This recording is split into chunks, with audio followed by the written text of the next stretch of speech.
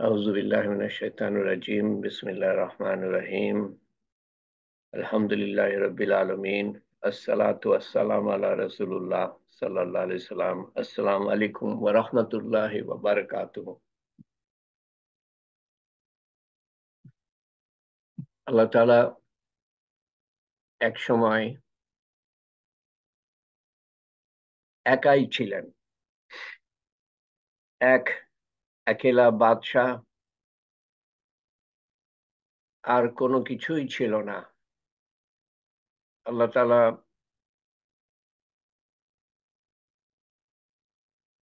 মহাশূন্য সৃষ্টি করলেন,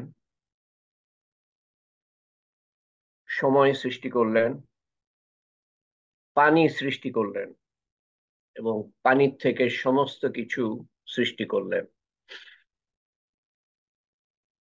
যদি সেই কথার উপর বিশ্বাস না হয়, তো আপনার আমার সৃষ্টি কিসের থেকে সেটা একটু চিন্তা করি। এক কাতরা না, এক কাতরা অপবিত্র পানির থেকে আপনি আমি 800 কোটি মানুষ, যত মানুষ এসেছে সবাই, যত মানুষ আসবে সবাই এত সুন্দর হাড্ডি গুড্ডি মাংস, চেহারা, চলন, হাঁটা চলা, চিন্তাধারা, বুদ্ধিমত্তা এক কাতরা পানির থেকে। তো পানি থেকে বাকি সমস্ত কিছু কেন সৃষ্টি করতে পারবেন না? মানুষের মতো জটিল কিছু যদি সৃষ্টি করতে পারে।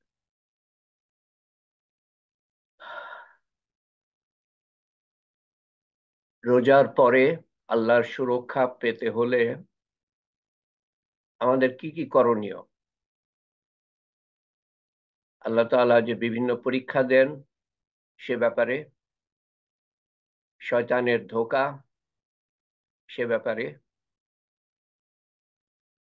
মানুষের কুমন্ত্রণা সে ব্যাপারে, নফসের তাড়না সে ব্যাপারে, দুনিয়ার মারাত্মক আকর্ষণ সে ব্যাপারে, কি কি করণীয় এ নিয়ে আমরা আলোচনা করছি। এই পর্যন্ত আলোচনা করেছি বিশেষ করে দুটো ব্যাপারে। সবচেয়ে বড় অস্ত্র এলেম, এলেম জ্ঞান। তারপরে এলেম থেকে আমরা সমস্ত কিছু শিখতে পারি, তার মধ্যে একটা হলো সুন্দর আচার আচরণ। সেই সুন্দর আচার আচরণের কিছু কিছু সুন্দর আচার আচরণ সম্বন্ধে আমরা আলোচনা করছি। এর আগে আমি ক্ষমাশীলতা সম্বন্ধে বলছিলাম এবং তারপর বলেছিলাম যে সম্ভবত রাসূলুল্লাহ সাল্লাল্লাহু আলাইহি সাল্লামের সর্বশ্রেষ্ঠ গুণ। এটার কারণটা আমি আগে উল্লেখ করেছি, কেউ ছিলেন কেউ ছিলেন না। আবার উল্লেখ করি, কেন আমি মনে করি যে এটা ওনার সবচেয়ে বড় গুণ না বলে আমি যেটা বলবো সেটা হলো মোজেজা, অলৌকিক ঘটনা উনি ঘটিয়েছেন ক্ষমাশীলতার দ্বারা। সংক্ষেপে বলবো, আগে বিস্তারিত বলেছি। 22 বছর উনাকে অকথ্য নির্যাতন নিষ্পেষণ করা হয়।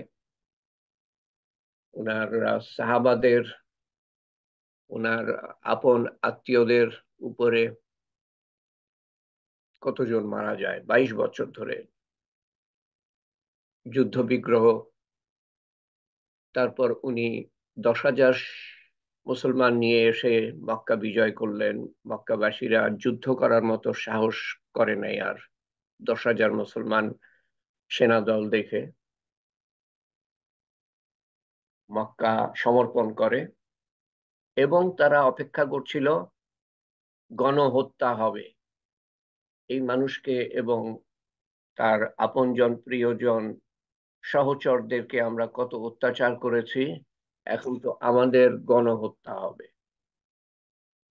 রাসূলুল্লাহ সাল্লাল্লাহু আলাইহি সাল্লাম সবাইকে মাফ করে দিলেন। ওনার এই মহানুভবতা, ক্ষমাশীলতা দেখে মক্কাবাসীরা দলে দলে মুসলমান হলো, সেই মক্কাবাসীরা যারা অনেক অলৌকিক ঘটনা দেখার পরেও মুসলমান হয় নাই, চাঁদ দ্বিখণ্ডিত করে দেখিয়েছিলেন রসুল্লাহ সাল্লাম, গুটি কতক মুসলমান হয়েছিল, বেশিরভাগ মুসলমান হয় নাই। আরো অনেক অলৌকিক ঘটনা, কিন্তু শেষ পর্যন্ত 22 বছরের মাথায় মক্কা বিজয়ের পরে তাদের জানের ভয়ের মুখে তারা যখন ক্ষমা পেল, ক্ষমা এত বড় শক্তিশালী, এই কথাটাই আল্লাহ তাআলা প্রমাণ করতে চাচ্ছেন আমাদের জন্য। তোমরাও যদি ক্ষমা করো তো তোমরাও অলৌকিক, তোমাদের সামনেও অলৌকিক ঘটনা ঘটবে।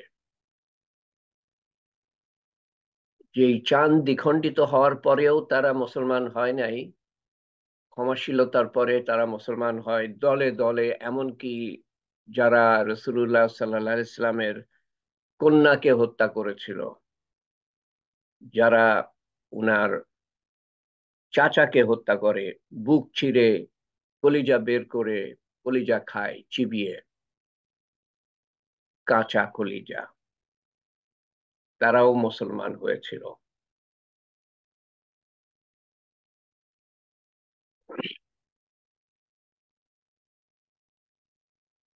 তো এই জন্য আলেমরা বলেন যে ক্ষমাশীলতা অত্যন্ত বড় অলৌকিক ঘটনা ওনার জীবনে, গুণাবলী ওনার জীবনে। এটা সবচেয়ে বড় গুণাবলী আমরা বলবো কিনা সেটা পরে আলাপ করব আমরা। আমরা এরপরে আলোচনা করছিলাম হিলম, শুরু করি নাই অবশ্য, পরের পরের যে আখলাক, চরিত্র, চারিত্রিক গুণাবলী অত্যন্ত দুরূহ, সাধারণত নবীদের বেলায় দেখা যায়। যে একটা মানুষ আছে এরকম না, শয়ে 100 কোটিতে হয়তো একজন দুজনকে পাবেন যাদের মধ্যে, বা 10 কোটিতে একজনকে পাবেন হয়তো যাদের মধ্যে এই গুণাবলী আছে, বা 1 কোটিতে একজনকে পাবেন যারা চরম সহনশীল, সহ্য শক্তি রাখে, আহ, অসীম সহ্য সীমা, সহিষ্ণুতা, ধৈর্যশীলতা, সহানুভূতি যাদের মধ্যে, ক্ষমাশীলতা, অনেক কিছু একত্রিত এর মধ্যে হেলম, যেটা নবীদের মধ্যে ছিল এবং বিশেষ করে রসুল্লাহ সাল্লাহ ইসলামের মধ্যে ছিল। তার একটা উদাহরণ দিই, অনেক অনেক কয়টা উদাহরণের মধ্যে সময়ের কারণে একটা উদাহরণ দিই। রসুল্লাহ সাল্লাহ সাল্লাম একবার আহ সাহায্য বিতরণ করছিলেন মুসলমানদের জন্য। এক বেদুইন এসে উনার এখানে আস্তিনে, এখানে হয়তো কোনো ইয়ে ছিল, আস্তিন ছিল, এখানে চেপে ধরে জোরে জোরে টান দিয়ে ওনার রগ ফুলে উঠলো, ঘাড়ের রগ, নিঃশ্বাস বন্ধ হয়ে যাওয়ার মতো। এসে বলল সেই বেদুইন ধরে এইভাবে, হে মোহাম্মদ সাল্লাল্লাহু আলাইহি সাল্লাম, আমরা নাম নিই না,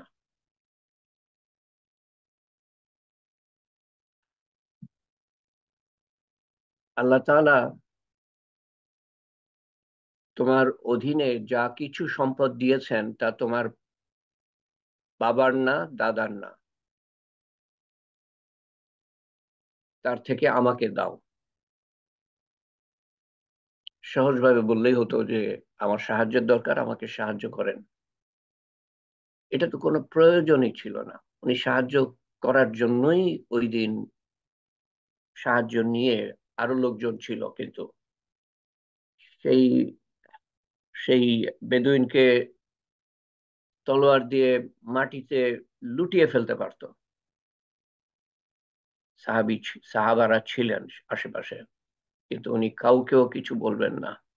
কেউ মারতে আসলে উনি বাধা দিবেন, এবং ওনার সামনে ওনার অনুমতি ছাড়া কেউ কোনো পদক্ষেপ নিতে পারতো না। তো এই অদ্ভুত আচরণের মধ্যে, আপনাকে বানিয়ে বলছি না আমি, এগুলা বুখারী শরীফের হাদিসে পাওয়া যায় এটা। এবং এরকম আরো ঘটনা আছে, প্রত্যেকটা বলতে গেলে তো আমরা আগাতে পারবো না, একটাই যথেষ্ট। মানে একটা কথা আছে উর্দুতে, আকলমন্দ, যার আকল আছে না তার জন্য একটাই ইশারাই যথেষ্ট। তো সহজ সরল ভাবে বলতে পারতো সেই লোক। রসুল্লাহ সাল্লাম এতে কোনো বিচলিত হন নাই। এটাকে বলে হিলম। শুধু বিচলিত হন নাই সেটা না, ওনার একটা গুণাবলী ছিল যে ওনার সাথে যতই খারাপ ব্যবহার করা হোক উনি আরো উদার হয়ে যেতেন, আরো উদার। কোনো রিয়াকশন না, আমাকে তো সামান্য কিছু বললেই আমি রিয়াক্ট করে বসি, আমি আমার কথা বলছি, চেষ্টা করি তারপরেও পারি না, আমি রিয়াক্ট করে বসি। ওনার রিয়াকশন তো নাই, ওনার রিয়াকশন আবার উল্টা রিয়াকশন। আমরা যেমন রেগে যাই, ওনার রিয়াকশন ছিল ঠিক উল্টাটা। উনি মৃদু হাসলেন, এবং এরকম একাধিক ঘটনা আমরা শুনতে পাই, একাধিক ঘটনা। উনি মৃদু হাসলেন, হেসে বললেন, এক ক্ষেত্রে উনি বলেছিলেন যে আহ, তুমি তোমার আচরণের জন্য মাফ চাও, আমি তোমাকে সাহায্য করছি। সেই লোক বলল যে না, আমি মাফ চাইবো না। উনি হেসেই কাউকে বললেন যে একে কিছু সাহায্য করো, এর উট উটের উপরে কিছু খাবার চাপিয়ে দাও। আরেক জায়গায় উনি কিছুই বলেন নাই, বললেন যে একে সাহায্য করো।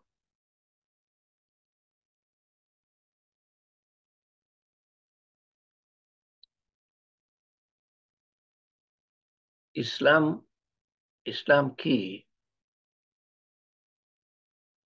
তার উদাহরণ দিচ্ছি আমি। উনার আচরণ শুধু উনার জন্য না, উনি প্রত্যেকটা কাজ করেছেন এবং তা লিপিবদ্ধ করা হয়েছে, যাচাই বাছাই করা হয়েছে, পুঙ্খানুপুঙ্খ রূপে যাচাই বাছাই করে বুখারী শরীফে এসেছে এই ঘটনা। আনাস রাদিয়াল্লাহু আনহু থেকে আমরা পাই এটা, বুখারী শরীফে বহুত যাচাই বাছাই করে বুখারী শরীফে কোনো হাদিস যায়।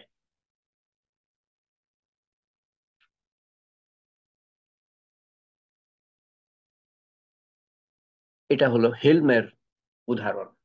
এবং আহ, যার মধ্যে হিলম আছে তাকে বলি আমরা হালিম।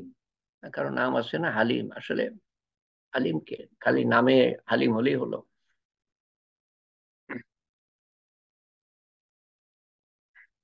তো যার মধ্যে হিলম আছে, এক আলিমের কাছে শুনেছি, সে নবী হতে হতে আটকে গেল। নবী তো আল্লাহ যাকে বানাবেন সেই হবে। হালিম হতে পারে মানুষ, কিন্তু নবী হতে হতে আটকে গেল অর্থ হলো যে সে হালিম ঠিকই, নবীর গুণটা আছে, কিন্তু সে নবী হতে পারলো না, কারণ আল্লাহ তাআলা তাকে নবী করেন নাই। নবী হতে হতে আটকে গেল। তো সেই হিসাবে আমরা বলতে পারি যে হিলম এর মধ্যে ক্ষমাশীলতাও আছে। শুধু ক্ষমাশীলতা না, আমি ক্ষমা করে দিলাম, কিন্তু তারপরে আমি তার সাথে কোনো ব্যবহারই করলাম না, ভালো খারাপ কিছুই না। আমার ক্ষমাশীলতা আছে কিন্তু হিলম নাই। রাসূলুল্লাহ সাল্লাল্লাহু আলাইহি সাল্লাম সহ্য করলেন, তার সাথে কোনো খারাপ ব্যবহার করলেন না, তার সাথে আরো ভালো, উল্টা ভালো ব্যবহার করলেন এবং সাহায্য করলেন, হাসলেন এবং সাহায্য করলেন। তফাৎটা বুঝতে পারছেন আশা করি।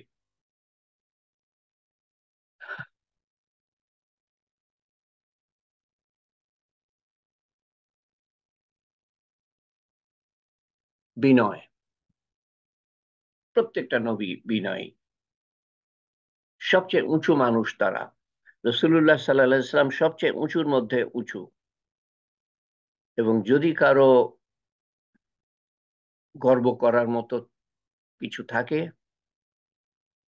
তো উনার ছিল, কিন্তু ওনার গর্ব ছিল না। দুটো সত্তা আছে, দুটো সত্তা গর্ব করতে পারে, অহংকার করতে পারে। এক হলো আল্লাহ, আল্লাহর মধ্যে কোনো বিনয় নাই, নম্রতা নাই। হে মুসা, আমার আমার কাছে এমন জিনিস নিয়ে আসো যা আমার মধ্যে নাই, যা আমার কাছে নাই, এমন কিছু নিয়ে আসো। মুসা আলাইহিস সালাম চিন্তা করলেন যে কি আছে যে আল্লাহর কাছে, আল্লাহর মধ্যে নাই, আল্লাহর মধ্যে নাই, এমন কি থাকতে পারে? আল্লাহ তো সবই আছে। আল্লাহ তোমার মধ্যে নাই, এমন কি, কি আমি আনতে পারি? আল্লাহ তাআলা বললেন যে বিনয়, নম্রতা। যে বিনয় নম্রতা নিয়ে আসবে আমার কাছে, সে সে সেই লোক আল্লাহর নৈকট্য পাবে। আল্লাহ, আল্লাহর অহংকার আছে, কোনো মানুষের যদি অহংকার থাকে তো দুই অহংকারের টক্কর লাগবে। আল্লাহর অহংকার, মানুষের অহংকার। আল্লাহর অহংকার তো যাবে না। মানুষের মধ্যে নম্রতা দরকার আল্লাহর নৈকট্য পেতে হলে। সমর্পণ। এবং এই নম্রতা জিনিসটা আসে আসলে আল্লাহর বড়ত্ব, মহত্ব, আল্লাহর মহিমা, পরাক্রমশীলতা, অসীম ক্ষমতাশালী। তার ক্ষমতার কোনো সীমা নাই, তার সৃষ্টির সীমা নাই, তার প্রত্যেকটা গুণাবলীর সীমা নাই। দয়ালু, অসীম দয়ালু। মানুষও দয়ালু, আল্লাহও দয়ালু, কিন্তু আল্লাহ তাআলা অসীম দয়ালু। মানুষও ক্ষমাশীল, আল্লাহও ক্ষমাশীল, কিন্তু আল্লাহ তাআলা অসীম ক্ষমাশীল, অসীম ক্ষমাশীল। ও আল্লাহ!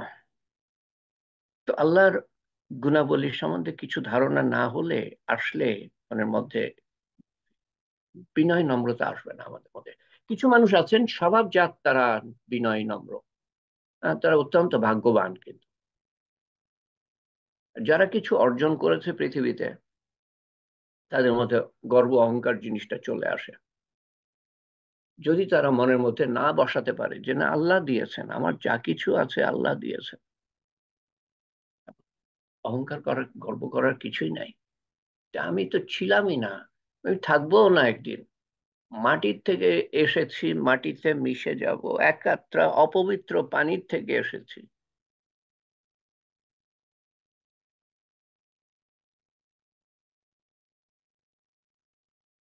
আমার শরীর থেকে সকাল বিকাল অপবিত্র পদার্থ বের হয়, আমি কিসের গর্ব করি?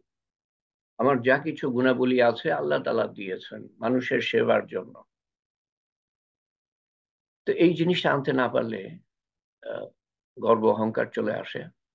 আর কিছু মানুষ আছেন স্বভাব, স্বভাব জাত তারা বিনয়ী এবং ভাগ্যবান।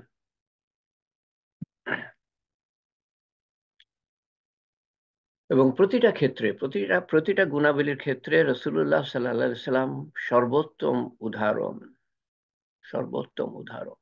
ওনার বিনয় সম্বন্ধে বলতে গেলে খালি শুধু এটুকু বলি, সময়ের অভাবে এগুলো নিয়ে আলোচনা করেছি আমরা। রাসূলুল্লাহ সাল্লাল্লাহু আলাইহি সাল্লামের বড় বড় গুণাবলী নিয়ে আলোচনা করেছি। আমি স্মরণ করাচ্ছি খালি আবার, যে এখানে শুধু এটুকুই বলি যে কোনো একটা মজলিসে, হ্যাঁ, কোনটা বলবো, কোনটা বাদ দিয়ে কোনটা বলবো, আচ্ছা দুটোই বলি। আম, কোনো মজলিসে উনি বসে থাকলে কেউ যদি না চিনতো ওনাকে, মসজিদে ঢুকলো দেখে যে সবাই বসে আছে, রসুল্লাহ সাল্লাহ সাল্লাম ওখানে আছেন, কিন্তু রসুল্লাহ সাল্লাহ সাল্লামকে আমি চিনি না, তাহলে আমি কিন্তু বুঝতে পারবো না মজলিসের মধ্যে তাকিয়ে যে উনি কোনটা। কোনো বিশেষ জায়গা উনি দখল করতেন না। এবং যখন উনি ঢুকতেন মজলিসে, উনি নিষেধ করে দিয়েছিলেন কেউ দাঁড়াবা না, কেউ দাঁড়াবা না, কেউ দাঁড়াবা না। ক্লাসে ঢুকলাম, আমার শিক্ষক যদি ছাত্ররা না দাঁড়ায় তো শিক্ষক অপমানিত বোধ করে, চায় যে আমাকে সম্মান দেখাক। রাসূলুল্লাহ সাল্লাল্লাহু আলাইহি ওয়াসাল্লামের কোনো ইচ্ছাই ছিল না, সবার সাথে হাঁটতেন, আগে না। অনেক কিছু বলার আছে এই গুণাগুণার যে বিনয় নম্রতার সম্বন্ধে। সবর সম্বন্ধে বলেছি, শুকর সম্বন্ধে বলেছি, শুকরিয়া আদায় করা, তাওয়াক্কুল, আল্লাহর উপর ভরসা, মাফ করা, হিলম সম্বন্ধে বললাম, বিনয় সম্বন্ধে বললাম, সামান্য সামান্য।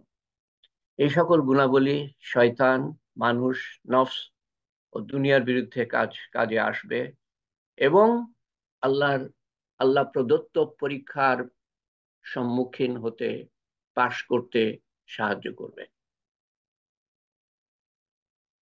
একটা গুণ যা বড় সহায়ক, সেটা হলো কেনাত, সন্তুষ্টি, যা আছে তাই নিয়ে সন্তুষ্ট। ইয়া রাসূলুল্লাহ সাল্লাল্লাহু আলাইহি সাল্লাম, আমি সবচেয়ে ধনী ব্যক্তি হতে চাই। রাসূলুল্লাহ সাল্লাল্লাহু আলাইহি সাল্লাম ব্যবসা বাণিজ্য সম্বন্ধে খুব ভালো জানতেন, কিন্তু উনি সফল ব্যবসায়ী ছিলেন, দুনিয়াদারি সম্বন্ধে ভালো জানতেন। উনি বলতে পারতেন অমুক ব্যবসা করো, অনেক মেহনত করো, অনেক পরিশ্রম করো। লেখাপড়া তো তেমন তখন সেরকম ছিল না, বলতে পারতেন। তারপরও পড়াশোনা জানার লোক ছিল, লেখাপড়া করো, ইঞ্জিনিয়ার হও, ডাক্তার হও। ডাক্তার, ইঞ্জিনিয়ার, ডাক্তার মানে এগুলোর কাছাকাছি ছিল। উনি কি বললেন যে তোমার যা আছে তাতে সন্তুষ্ট হয়ে যাও, তুমি সবচেয়ে ধনী ব্যক্তি হয়ে যাবে, সবচেয়ে ধনী ব্যক্তি হয়ে যাবে। যারা ধনী মনে করে নিজেকে, তারা আরো চায়, 10,000 কোটি টাকা আছে, আরো 10,000 কোটি টাকা চায়, তো তারা ফকিরের মতোই। যে ফকিরের 100 টাকা আছে, আরো 100 টাকা চায়, ওই ফকিরের মতোই। কিন্তু ওই ফকিরি ভাবটা যায় না আমাদের ধনীদের। কিন্তু আমার যা আছে তাই তাই নিয়ে যদি আমি সন্তুষ্ট হয়ে যেতে পারি, আল্লাহ তাআলা ওটা দিয়ে আমার চালিয়ে নিবেন। একটু কষ্ট হবে, আখিরাতে বদলা পাবো। রাসূলুল্লাহ সাল্লাল্লাহু আলাইহি ওয়াসাল্লাম তাই বলতেন যে আমি দুনিয়াতে কষ্ট করছি যাতে করে আমার আমার সহচর যারা নবীরা, হ্যাঁ, তাদের থেকে আমি পিছিয়ে না থাকি, তাদের থেকে আমি পিছিয়ে না থাকি।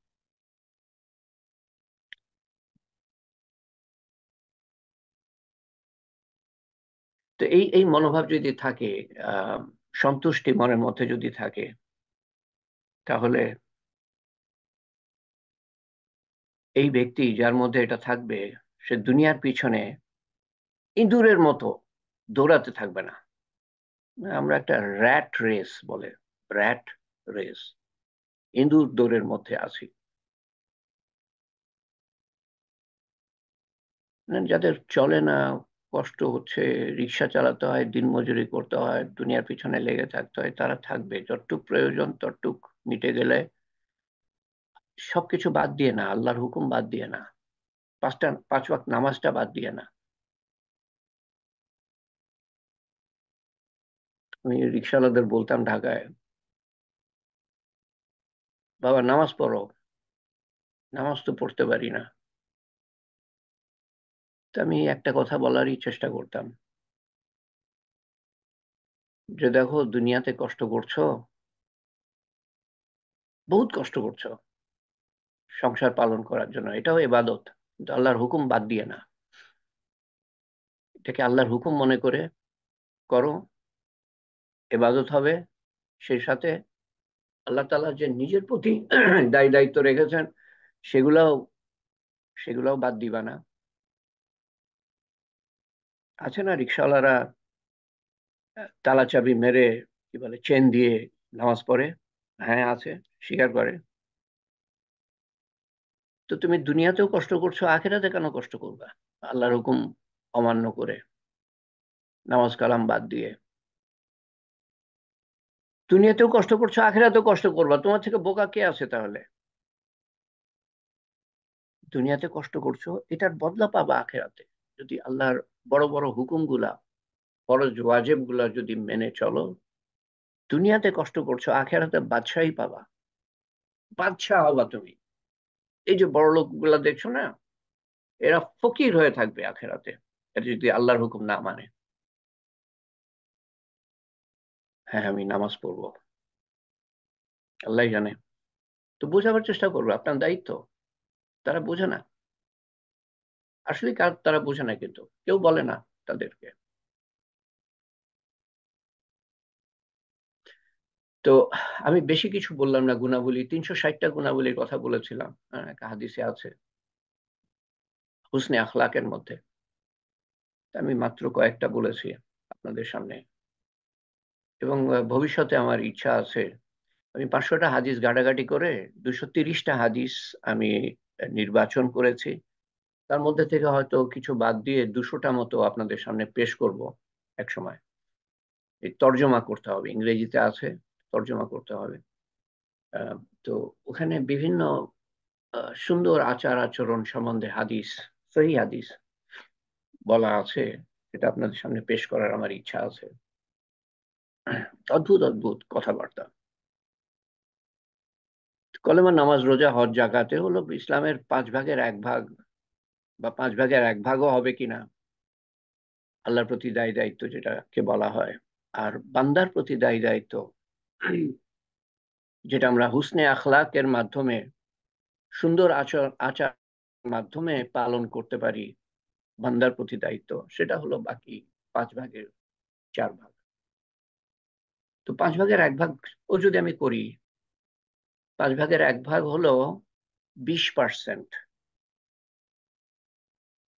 20%, 20% আমি যদি তাও ঠিক মতো করতে পারি, কলেমা, নামাজ, রোজা, হজ, জাকাত একেবারে শুদ্ধ, 10-এর মধ্যে 10 প্রত্যেকটাতে, তো তাহলেও তো আমি 100-র মধ্যে 20 পাবো, কারণ আমি 5 ভাগের 1 ভাগ করছি। যদি একেবারে শুদ্ধভাবে করতে পারি, তো 100-র মধ্যে 20 পাবো। 100-র মধ্যে 50 তো কমপক্ষে পেতে হবে আমাকে, 50-এর উপরে। তাহলে আমি বেহেস্তে যাওয়ার, সবচেয়ে নিচের বেহেস্তে যাওয়ার আশা কিভাবে করতে পারি? সবচেয়ে নিচের বেহেস্ত 50-এর উপরে পেলেই সবচেয়ে নিচের বেহেস্ত। তারপর যত বেশি পাবো তত উঁচু শ্রেণীর বেহেস্ত। তো হুসনে আখলাক, সুন্দর আচার আচরণ, এর সাথে জড়িত জান্নাতুল ফেরদৌস। জান্নাতুল ফেরদৌস, হুসনে আখলাকের পুরস্কার, সুন্দর আচার আচরণের পুরস্কার হলো, বা মানুষের প্রতি দায়ী দায়িত্ব পালন করার পুরস্কার হলো জান্নাতুল ফেরদৌস। অবশ্যই সে ব্যক্তি কলেমা, নামাজ, রোজা, হজ, জাকাত পালন করবে, ওয়াজিব সুন্নাত পালন করবে, তারপরে বান্দাদের প্রতি দায়ী দায়িত্ব পালন করবে সুন্দর আচার আচরণের মাধ্যমে। তার পুরস্কার হলো জান্নাতুল ফেরদৌস। তো আল্লাহ তাআলার কাছে এসব গুণাবলী চাই, আমরা বিভিন্ন দোয়া তো করে থাকি, এসব গুণাবলী চাই, আরো চাই আমানত রক্ষা করতে পারা। আমানত, সবাই এই অর্থ বুঝি আমরা। কেউ আমার কাছে কিছু রাখলো, সেটা ফেরত দেয়া, যখন সে চাইবে তখন সেটা ফেরত দেয়া। আর যদি ফেরত দিতে না পারি, তো আমি না রাখি সেটা, না আমি দায়িত্ব নিতে পারবো না, সেটা বলে দিই। কিন্তু আমি রাখলাম, তারপরে যখন সে চাইলো আমি তখন, না আমার কাছে নাই এখন টাকা, বা কথা দিল আমি 10 জনকে বলে বেড়ালাম, আমানত রক্ষা করলাম না। আত্মীয়তা রক্ষা করা, অত্যন্ত গুরুত্বপূর্ণ, অত্যন্ত গুরুত্বপূর্ণ। কিরকম গুরুত্বপূর্ণ জানেন? এই যে কোন হাদিসে আছে যে পুলসিরাত পার হবেন না, আমরা যে পুলসিরাত পার হব, তার এক পাশে থাকবে আমানত, আমানত রক্ষা করা সুন্দর রূপে থাকবে, আর এক পাশে থাকবে আত্মীয়তা রক্ষা করা। যে আমানত রক্ষা করে নাই বা আত্মীয়তা রক্ষা করে নাই, তাকে ঠেলে দোজখের মধ্যে ফেলে দিবে পুলসিরাত পার হওয়ার সময়। কোথায় আছি আমরা? আমানত রক্ষা না করে বেহেশতে যেতে পারবো এই আশায়? আত্মীয়তার সম্পর্ক রক্ষা করার চেষ্টা না করে বেহেশতে যেতে পারবো? তারপরে চাই এখলাস। সংক্ষেপে সারছি কিন্তু সময়ের অভাবে। এখলাস, কেবলমাত্র আল্লাহর জন্য করা, কেবলমাত্র, এই শব্দটা মনে রাখবেন। আল্লাহর জন্য করছি এটা হলে হবে না। আল্লাহর জন্য করছি, বান্দার জন্য করছি, নামের জন্য কিছু নামের জন্য করছি না, সেটা হবে না, কেবলমাত্র আল্লাহর জন্য। এটা খুব সহজে আমি সারতে পারি একটা কথা বলে, যে মানুষ যেমন নিজের দোষ গোপন করে রাখে, নিজের ভালো কাজও যেন গোপন করে রাখে, সেই মনোভাব থাকতে হবে। ভালো কাজও আমি গোপন করে রাখবো না, ভালো কাজ আমি ছড়াই, আর আর দোষগুলা গোপন করি, ভালো কাজ ফলাও করে বলি, ইখলাস থাকবে না। ইখলাস না থাকলে কবুল হবে না। সম্বন্ধে হাদিস বলেছি আমি বহুত। ইস্তেকামাত, লেগে থাকা। অল্প আমল করি, বেশি করতে পারি না, ফরজ ওয়াজিব সুন্নত নফল অল্প করি, কিন্তু লেগে নিয়মিত, কোনো ছাড় ছাড় নাই। আল্লাহর কাছে প্রিয়, অত্যন্ত প্রিয়, বেশি আমল করার থেকে যা আমি নিয়মিত করতে পারি। অল্প আমল নিয়মিত করা আল্লাহর কাছে অনেক বেশি প্রিয়। ইস্তেকামাত, লেগে থাকা। তো সবচেয়ে বড় গুণ কি? এবার আপনাদের প্রশ্ন করি। আমি কিছু গুণাবলী সম্বন্ধে, কিছু গুণাবলী তুলে ধরলাম আপনাদের সম্বন্ধে। তো আপনাদের কাছে কি মনে হয় কোনটা সবচেয়ে বড় গুণাবলী? শুধু গুণাবলীর নাম বলবেন, দীর্ঘ কিছু বলার দরকার নেই। আমি আজকে একটা ঘটনা বলতে চাই, সেজন্য একটু সময় দরকার। হামিদ ভাই, হিলম। কোনটা? হিলম। হিল। হিলম। Very good. আর কেউ? আম- এরকম এরকম মনে করবেন না যে না একটা গুণাবলী সঠিক উত্তর। সত্যবাদিতা। সত্যবাদিতা, ভেরি গুড। ক্ষমা করা। ক্ষমা করা। আর কেউ? ইখলাস, আল্লাহর জন্যই সবকিছু। ক্লাস। ক্লাস। ক্লাস ছাড়া তো কিছুই কবুল হবে না। আর কেউ কিছু বলতে চান?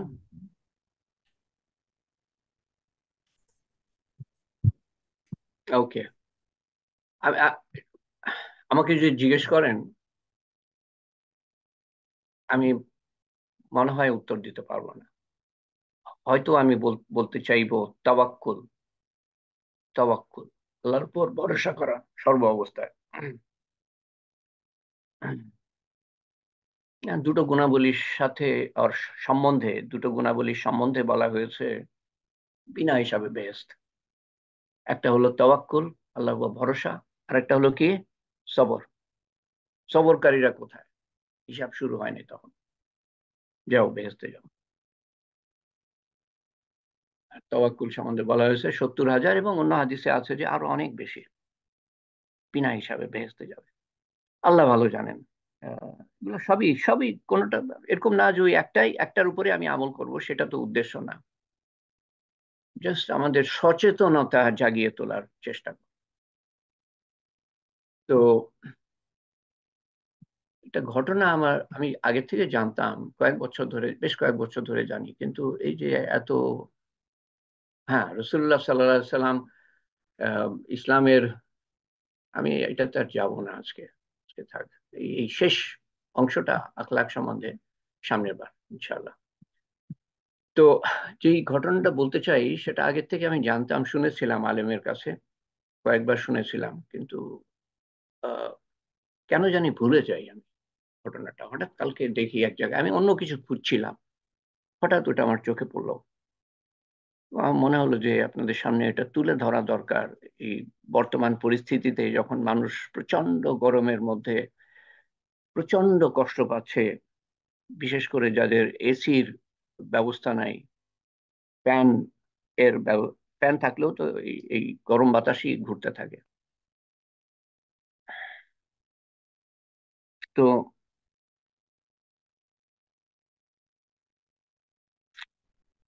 আহ মুসা মুসা আলাহিসাল্লামের সময়ের ঘটনা।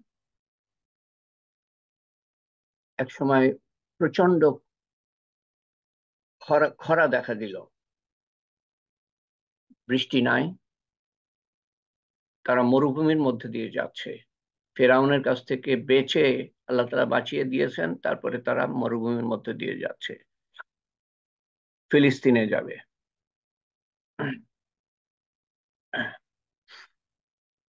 তো প্রচন্ড গরম এবং বৃষ্টি নাই, খরা।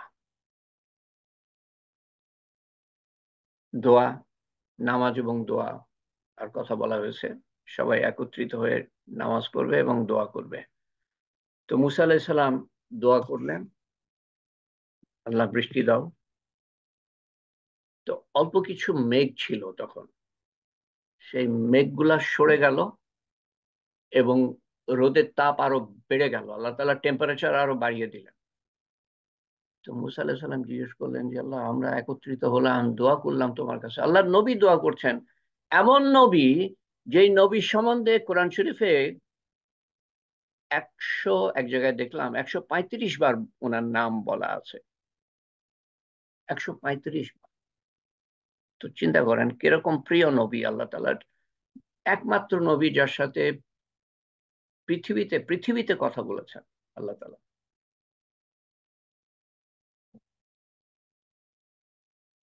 আল্লাহ, এটা কিরকম হলো?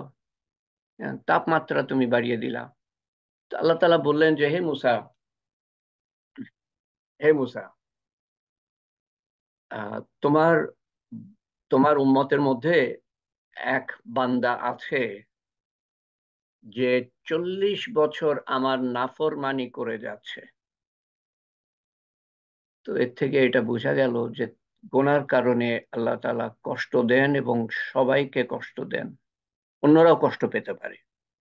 এরকম, এটা মানে জরুরি না যে সবাইকে কষ্ট দিতে হবে, কিন্তু এখানে আল্লাহ তাআলা অন্যদেরও কষ্ট দিয়েছেন এই একজনের গোনার কারণে।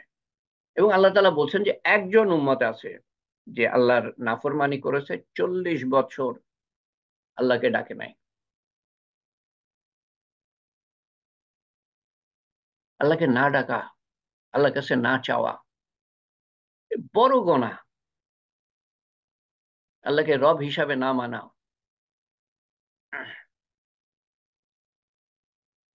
তো সে যতক্ষণ পর্যন্ত আছে তোমাদের মধ্যে, আমি বৃষ্টি দিব না। তো মুসা আলাইহিস সালাম সবাইকে উদ্দেশ্য করে বললেন, তোমাদের মধ্যে একজন আছে যে 40 বছর আল্লাহ তাআলার নাফরমানি করেছে, সে এখান থেকে বেরিয়ে যাও, না হলে আল্লাহ তাআলা বৃষ্টি দিবেন না। তো যেই লোক সম্বন্ধে বলা হচ্ছে সে তো শুনলো, কিন্তু সে আশেপাশে তাকাচ্ছে যে কেউ বের হয় কি না, তাহলে সে বেঁচে যাবে। সে দেখে যে কেউ বের হচ্ছে না, তখন সে নিশ্চিত হলো যে এটা তাকেই বলা হচ্ছে। সে যে বেরিয়ে যাবে, এটা তো অত্যন্ত লজ্জাকর কথা। সবাই আল্লাহ তাআলার ফরমাবরদার, আল্লাহর নবী তখন মওজুদ, এবং সে একা গুনাহগার, কিভাবে বের হয় সে? সে মনে মনে আল্লাহর কাছে প্রার্থনা করলো, দোয়া করলো, তার চোখ দিয়ে পানি চলে আসলো।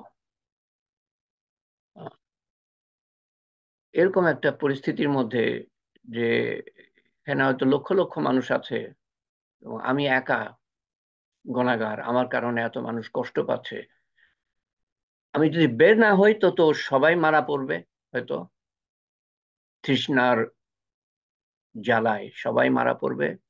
আর আমি যদি বের হই তাহলে আমি তো সবার সামনে অপমানিত, লাঞ্ছিত, এবং আমাকে আলাদা হয়ে যেতে হবে, বা আমাকে মেরেও ফেলতে পারে। তোমার কারণে আমরা একদিন কষ্ট পেয়েছি, মেরেও ফেলতে পারে।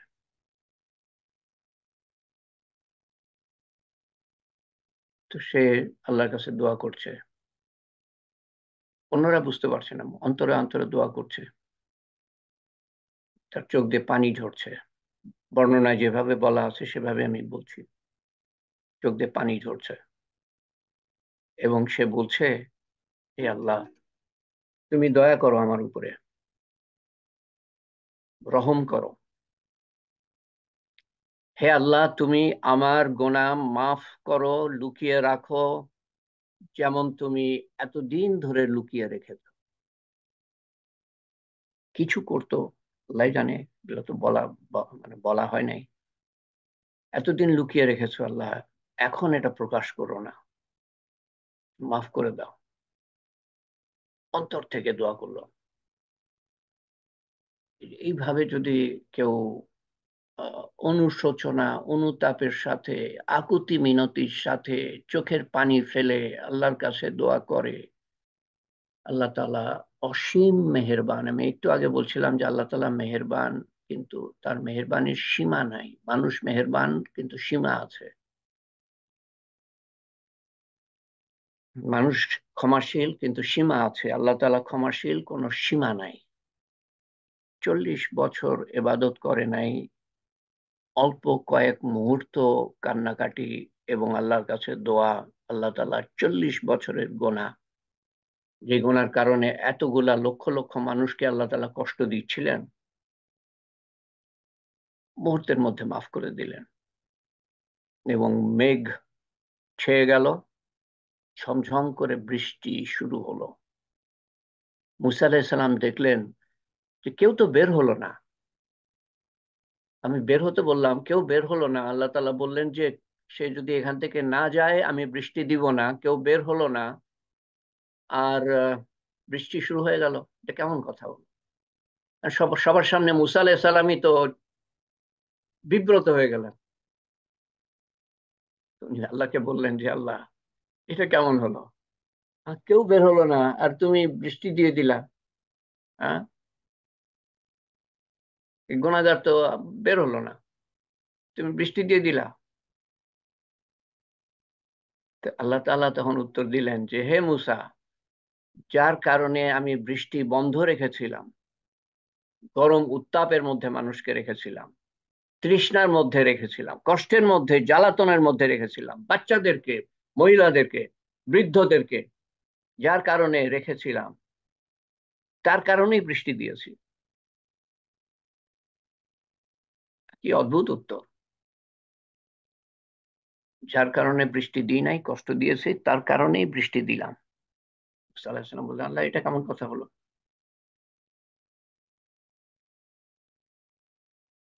তুমি আমাকে বলে দাও কোন লোকটা। তুমি আমাকে বলে দাও কোন লোকটা।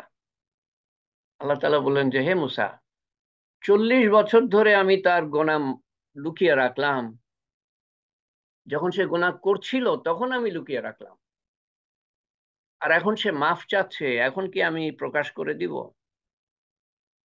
এটা কি হয়? তুমি কি মনে করো এখন আমি প্রকাশ করে দিব?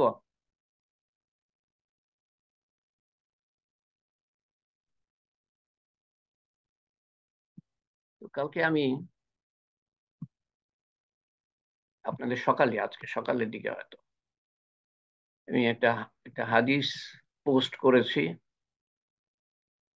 একটা হাদিস পোস্ট করেছি।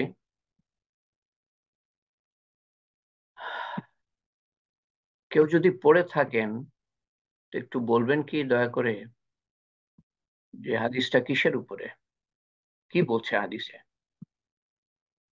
এই হাদিসটা আসলে আমি এর আগে উল্লেখ করেছি আপনাদের সামনে, কিন্তু আমার মনে পড়ছিল না। হঠাৎ আমার খেয়াল হলো, আরে হ্যাঁ, এরকম হাদিস তো আছে একটা। আমি অন্য হাদিস খুঁজছিলাম। আমি এই গরমের মধ্যে, গরম সম্বন্ধে আল্লাহ তাআলা কি বলেন, আসলে বৃষ্টির অভাব সম্বন্ধে হাদিস আছে। আর এমনিতে তো আছে যে আল্লাহ তাআলা আমাদের গুনার কারণে কষ্ট দিবেন, সব গুনার কারণে কষ্ট দিবেন সেটাও বলা নাই। কোন কোন গুনার কথা বলা আছে যে অমুক করলে অমুক কষ্ট হবে, অমুক কাজ করলে অমুক কষ্ট হবে, অমুক শাস্তি হবে। তো কালকে যেটা পোস্ট করেছি সেটার সম্বন্ধে যদি কারো স্মরণ থাকে একটু পাপ কি ও বলবেন? পাপ ও পুণ্য সম্পর্কে আসসালামু আলাইকুম। আচ্ছা, না, দিলরুবা কথা বলছে। হ্যাঁ, নবীজি সাল্লাল্লাহু আলাইহি ওয়াসাল্লাম তিনি ওনার উম্মতদের দিকে তাকালেন এবং বললেন যে না আল্লাহ না না না, বিস্তারিত না, কোন গোনা এবং কি শাস্তি, গোনা জি এবং শাস্তি, অনৈতিক নাহলে কাজ সময় নাই। অনৈতিক কাজ করলে পারে তখন তারা দুর্ভিক্ষ এবং এমন এমন রোগে আক্রান্ত হবে যা ইতিপূর্বে তার পূর্বপুরুষরা দেখেনি। এখানে এখানে এই কি বলে অনৈতিক কাজ বলতে কি বোঝাচ্ছে একটু পরিষ্কার করে বলো তো। অনৈতিক বলতে ব্যভিচার বা ব্যভিচার, জি, অশ্লীলতা। অশ্লীলতা, ব্যভিচার। তাহলে কি হবে? প্লেগ। প্লেগ মানে প্লেগ মহামারী। হবে, এবং আমরা এমনও দেখেছি কি, হবে। তুমি কি দেখেছো? তুমি কি দেখেছো? জি, আমি এবং প্লেগের পেশেন্ট দেখেছি একটা। একটা লক্ষ লক্ষ লোক মারা গেল। জি জি লক্ষ জি, লক্ষ ওটা লোক মারা গেল গত গত 4 বছর ধরে। এখনো মারা করোনা। যাচ্ছে কিছু কিছু দেশে। করোনা জি, ভাইরাস, করোনা। করোনা ভাইরাস এমন যন্ত্রণাদায়ক। এবং তুমি মনে করতে পারো যে এই আমাদের জীবদ্দশায় প্রথম হলো না, বিভিন্ন জায়গায় এলাকা ভিত্তিক হয়ে আসছে। এবং আমি তো অবাক হয়ে গেলাম যখন এই প্লেগটা শুরু হয় এবং হাদিসটা আমি দেখলাম, তখন আমি আমি ভাবলাম যে ঠিক আছে, দেখি তো আর কোথায় কবে হয়েছে। দেখি যে প্রায় ওই মানে কি বলবো আমি, খ্রিস্ট শতাব্দীর আগের থেকে হিস্ট্রি আছে। এক এক জায়গায় এমন হয়েছে এলাকা ভিত্তিক।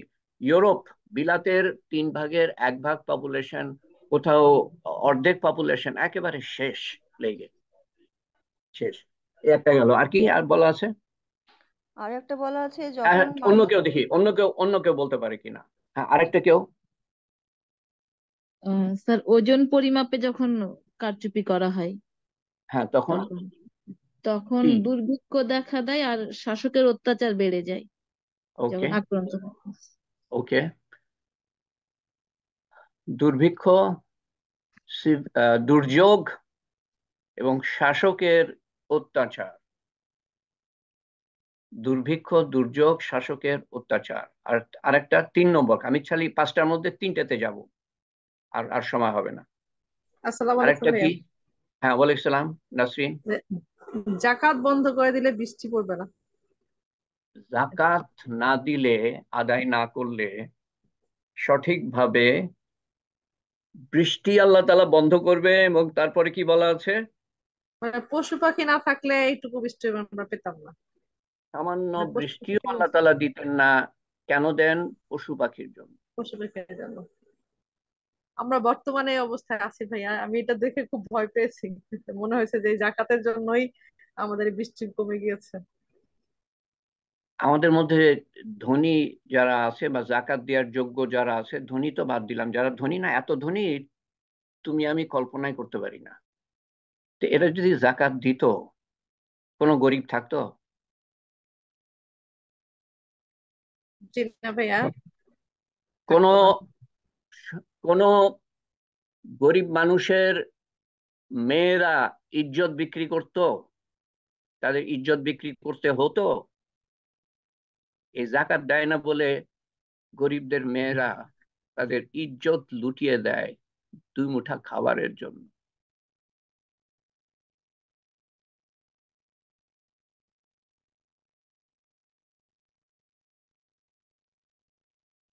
কুষ্টিয়াতে আমি যখন নামি প্রথম এইবার, হঠাৎ আমার চোখ গেল, শয়ে শয়ে লোক ছিল স্টেশনে। এক মহিলার দিকে, বয়স 30 থেকে 40। তাকে দেখে আমার মনে হলো, আমি তো সঠিক করে বলতে পারবো না, কাপড় চোপড় দেখে মনে হলো যে তাকে মানুষ ব্যবহার করেছে। ব্যবহার করে তার ইজ্জত বনায় রাখে নাই কিছু। এমন তার চেহারা, তাকিয়ে আছে, ফ্যাল ফ্যাল করে তাকিয়ে আছে।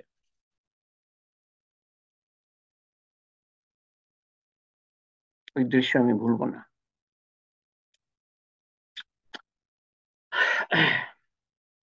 আচ্ছা, আপনাদের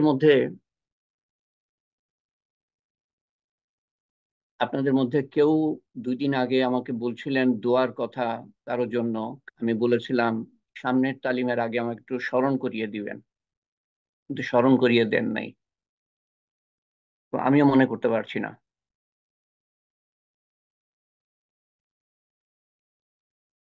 কে বলেছিলেন কারোর জন্য দোয়ার কথা? ওইটা ছাড়া আমি আর কারো অনুরোধ পাই নাই। এবং যারা অত্যন্ত গুরুতর অবস্থায় আছে,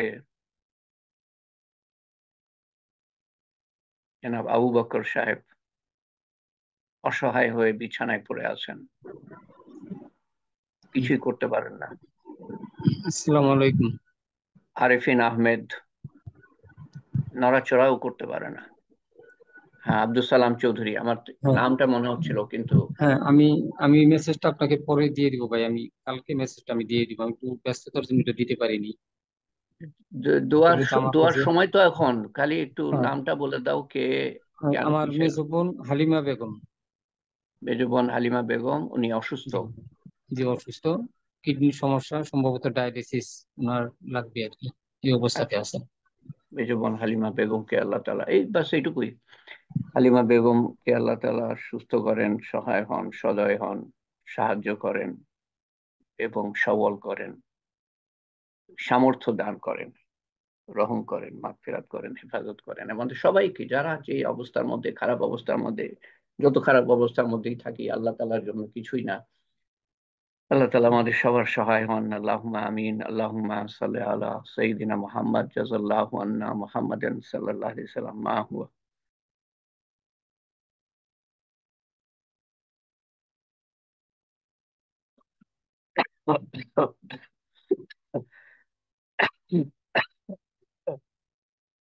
মা হুয়া আহলুহু। লা ইলাহা ইল্লাল্লাহুল হালিমুল কারীম। সুবহানাল্লাহি রাব্বিল আরশিল আযীম। আলহামদুলিল্লাহি রাব্বিল আলামিন। আসআলুকা মুজিবাতি রাহমাতিকা ওয়া যায়বা মাগফিরাতিকা ওয়া গনিমাতা মিন কুল্লি বিররি ওয়া সালামাতা মিন কুল্লি ইসম। لا تدع لنا ذنبا إلا غفرته ولا هما إلا فرجته ولا مريضا إلا شفيته ولا دينا إلا قضيته ولا مجاهدا إلا نصرته ولا مظلوما إلا نصرته ولا مسلما إلا رحمته ولا حاجة هي لك رضا إلا قضيتها يا أرحم الراحمين يا أرحم الراحمين يا أرحم الراحمين.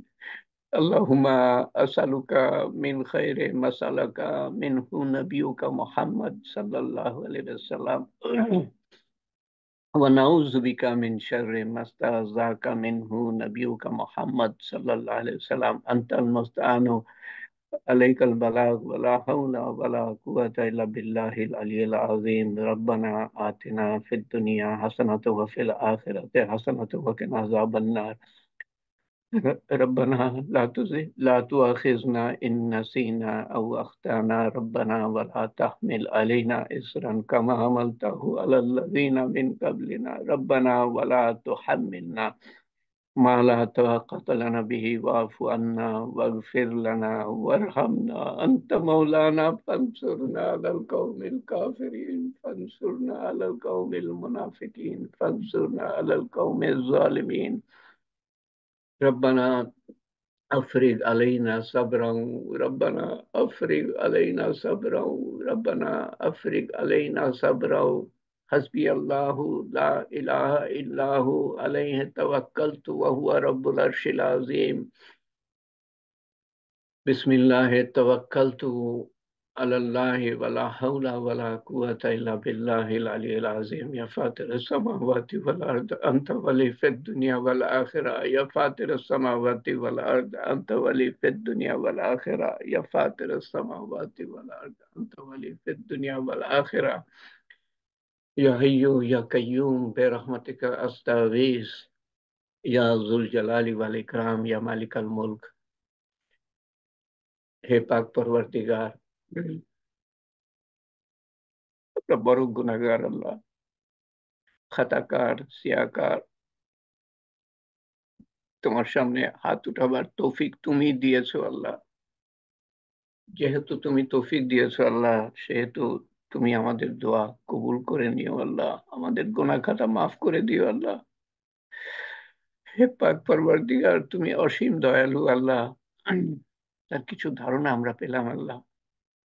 আল্লাহ, তুমি আমাদের গুনাহ গোপন করে রাখো আল্লাহ।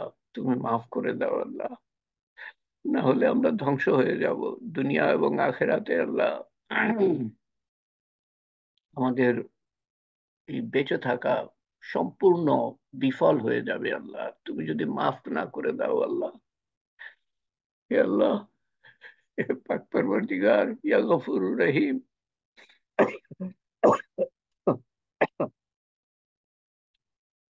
এবং আমাদেরকে গুনাহ থেকে দূরে রেখো আল্লাহ। গুনাহ থেকে দূরে রেখো তোমার কবুলিয়াতের দ্বারা আমাদের কবুল করে নিও আল্লাহ। যা কিছু আমরা আমল করেছি ব্যক্তিগতভাবে তা তুমি কবুল করে নিও আল্লাহ।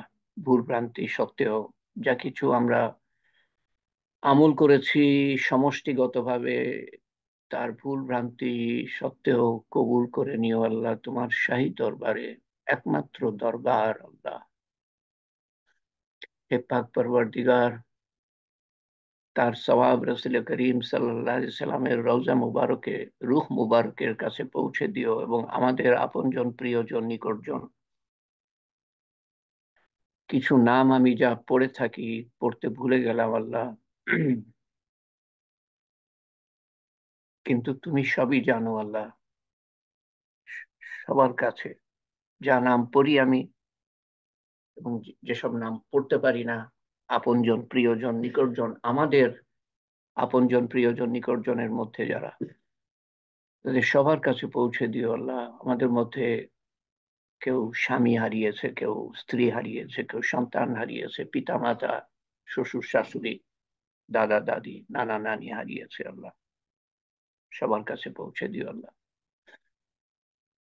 এবং অন্যান্য মুরব্বী আত্মীয় স্বজন কাছে পৌঁছে দিও, আত্মীয় স্বজন, শিক্ষক শিক্ষয়িত্রী, পাড়া প্রতিবেশী তথা সমস্ত মুসলমানের কাছে পৌঁছে দিও আল্লাহ।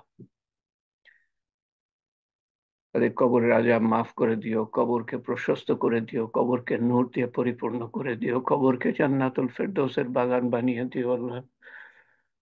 কবরকে জান্নাতুল ফেরদৌসের বাগান বানিয়ে দিও, তাদের দরজা উঁচু করে দিও। আমরা কবরে যাব, আমাদের প্রতিও তোমার তোমার উত্তম সর্বোত্তম ব্যবহার দেখিও আল্লাহ।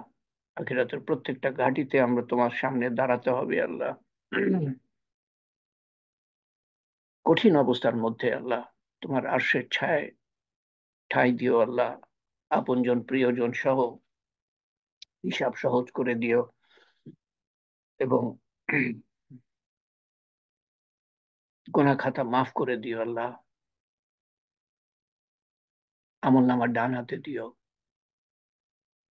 বিদ্যুতের গতিতে পুলসিরাত, চোখের পলকে পুলসিরাত পার করিয়ে দিও। বিনা হিসাবে জান্নাতুল ফেরদৌস দান করো আল্লাহ। জান্নাতুল ফেরদৌসের পথে আমাদের অধিষ্ঠিত রেখো আল্লাহ।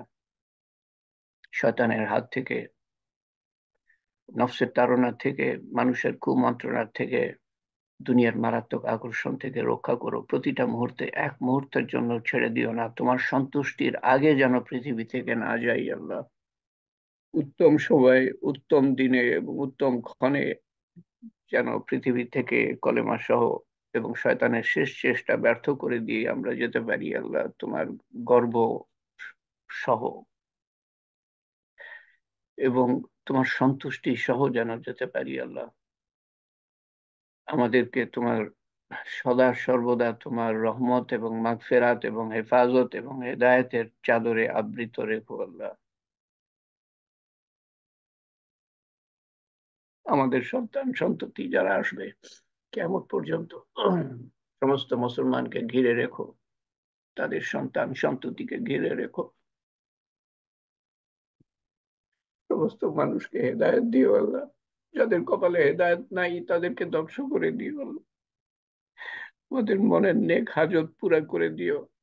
আমাদের মনের মধ্যে যত পেরেশানি আছে সব দূর করে দিও, সমস্যা দূর করে দিও, বিপদ আপদ অসুখ বিসুখ দূর করে দিও আল্লাহ।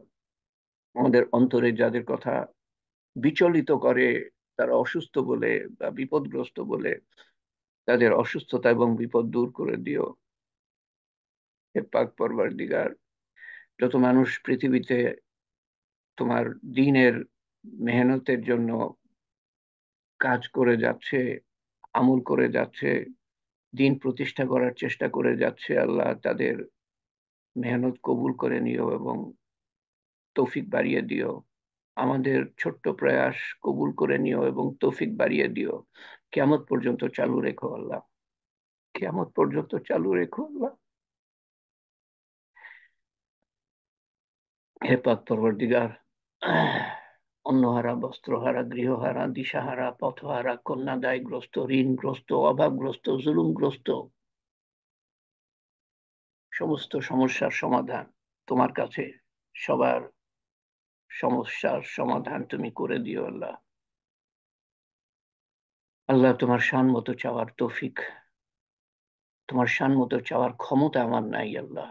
তোমার শান মতো দান করো।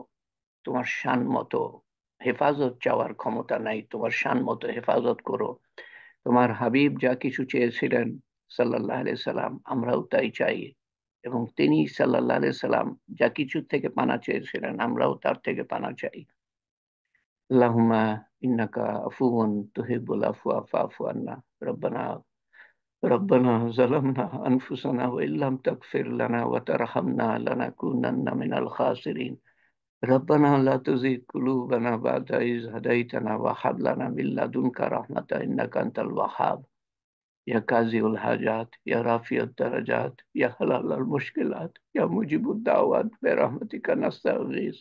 يا أول الأولين، يا آخر الآخرين، يا أكرم الأكرمين، يا أرحم الراحمين، يا راحم المساكين، يا ذي القوة المتين. ربنا تقبل منا إنك أنت السميع العليم وتب علينا إنك أنت التواب الرحيم. سبحان ربك رب العزة عما يصفون وسلام على المرسلين والحمد لله رب العالمين. وعبد لا إله إلا الله محمد رسول الله صلى الله عليه وسلم. আমিন ইয়া রাব্বিল আলামিন। ইনশাআল্লাহ আমরা সামনের সোমবারে মিলিত হব।